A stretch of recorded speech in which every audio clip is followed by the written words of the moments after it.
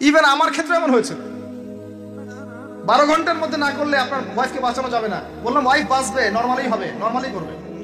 আমি যাই না মাঝে দাঁড়ানো, আলটিমেটাম সময় দিচ্ছে যে সময়ের আগে হবে না, সময় এটা পার হয়ে গেলে সিরিয়াস অবস্থা, মারা যেতে পারে, মরবে না, এভাবেই হবে, করেন। এভাবেই হয়েছে।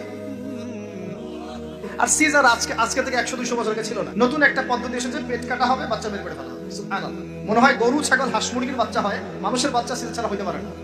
এটা যে শেষ জামানের হাদিসে আছে, আপনাকে বললে আপনি বিশ্বাস করবেন? আখিরুজ জামান কিয়ামতের আলামতের যতগুলো হাদিস আছে এর মধ্যে একটা এরকম হাদিস আমি পড়েছি যে শেষ জামানায় মেয়েদেরকে ধরা হবে, ওদের পেট কেটে ফেলা হবে। আর কোন নিদর্শনের জন্য অপেক্ষা করছেন?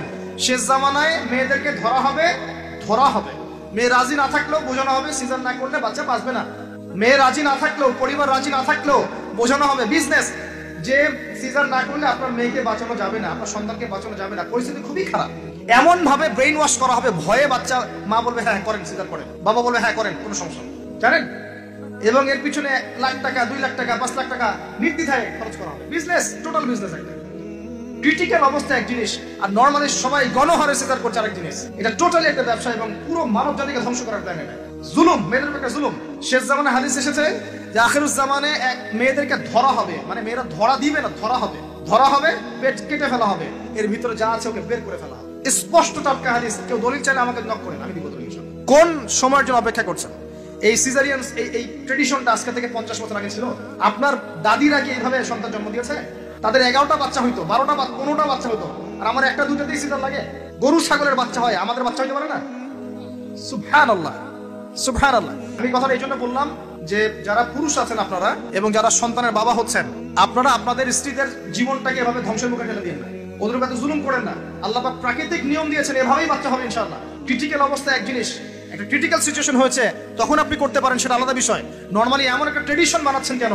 ঘরে ঘরে সিজার, কি দরকার আছে? আশ্চর্য একটা ব্যাপার, আশ্চর্য। এরপরে দেখবেন আরো 2 বছর তাকে এই বোঝা বয়ে বেড়াতে হয়। যাই হোক, হাদিসের মধ্যে আসেন, এই যে বাচ্চাটাকে জন্ম দিল এই মেয়েটা, গরিব মেয়েটা, এবার এই মেয়েটাকে কিছু ডলার দেওয়া হলো। তুমি 9 মাস গর্ভধারণ করেছো, তোমাকে পারিশ্রমিক দেওয়া হলো, বাচ্চাটা আমাকে দাও, তুমি বিদায় নাও।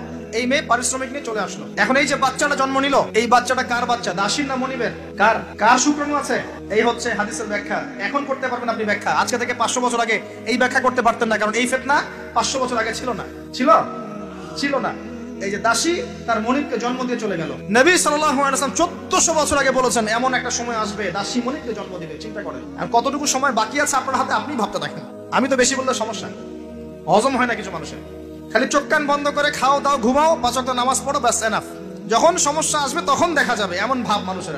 মনে করেন যে চাঁদ এবং পৃথিবী আছে একটা এই যে গ্রহণের মধ্যে।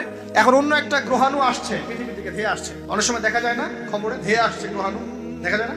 ধরেন ধেয়ে আসছে এবং বিজ্ঞানীরা নিশ্চিত ভাবে বললো যে আগামী 10 বছরের মধ্যে এটা লেগে যাবে, আগামী 10 বছরের মধ্যে এটা পৃথিবীতে এসে পড়বে, বা 10 ঘন্টা পর পড়বে, বা 10 মাস পর পড়বে, এমনটা বলে দিল বিজ্ঞানীরা।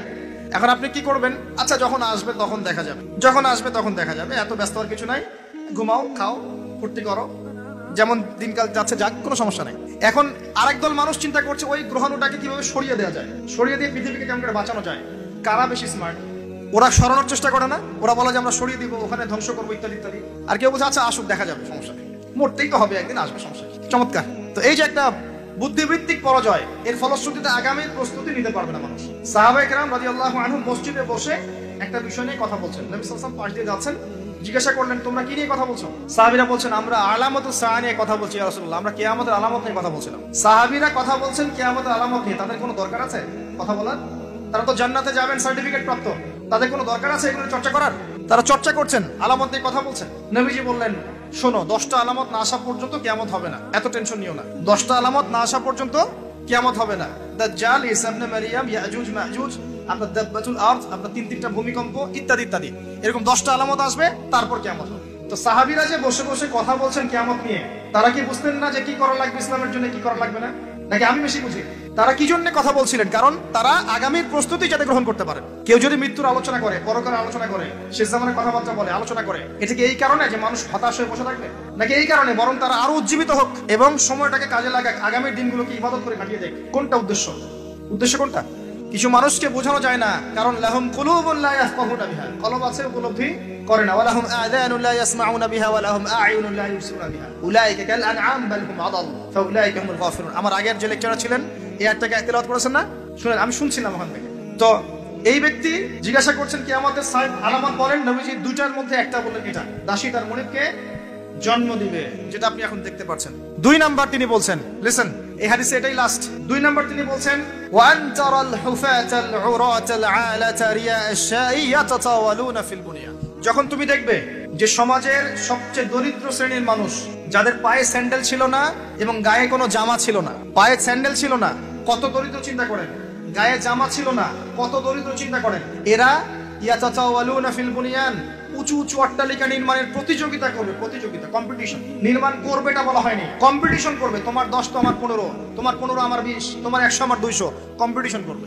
আজকে থেকে 200 বছর আগে পৃথিবীর দিকে তাকান, পৃথিবীর এই প্রত্যেকটা শহর, বড় বড় নগরগুলোতে এত উঁচু উঁচু কনস্ট্রাকটিভ বিল্ডিং ছিল, এই প্রতিযোগিতা ছিল। সুবহানাল্লাহ। আর কোন সাইনের জন্য অপেক্ষা করছেন? এখন আপনাকে বলি, যে ব্যক্তির পায়ে স্যান্ডেল নাই, গায়ে জামা নাই, সে কিভাবে এটা করতে পারে? উত্তর দেন, কিভাবে সম্ভব বলেন? কে বলছেন? এক ভাই বলছেন সুদ। এক্স্যাক্টলি রাইট অ্যান্সার, সুদ। আপনি যান, সুদের লোন নেন, বিল্ডিং তোলেন এবং সারা জীবনের ঘানি টানতে থাকেন, লোনের ঘানি টানতে থাকেন, প্রতিযোগিতা করতে থাকেন।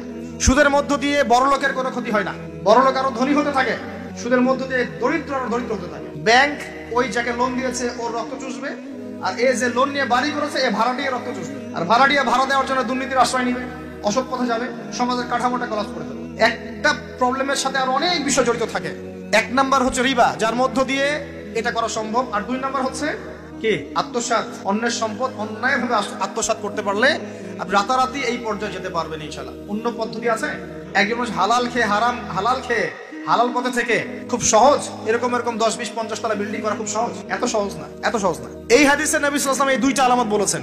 অন্যান্য হাদিসগুলোতে আরো অনেক কথা বলেছেন। ফর এক্সাম্পল, আমি কয়েকটা বলে শেষ করছি, বড় বড় কয়েকটা বলছি। ফর এক্সাম্পল, শিরক বেড়ে যাবে। কি বেড়ে যাবে?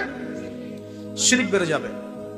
ভণ্ড নবীদের আগমন ঘটবে, সময়গুলো সংক্ষিপ্ত হয়ে আসবে। একটা বছর একটা মাসের মতো চলে যাবে, একটা মাস একটা সপ্তাহের মতো চলে যাবে, একটা সপ্তাহ একটা দিনের মতো চলে যাবে। সময়কে দ্রুত যাচ্ছে না? আপনি কি বুঝতে পারছেন সময় দ্রুত যাচ্ছে? চাঁদ দ্বিখণ্ডিত হয়ে যাবে, চাঁদ কিন্তু দ্বিখণ্ডিত হয়ে গেছে, চাঁদ দ্বিখণ্ডিত হয়ে গেছে।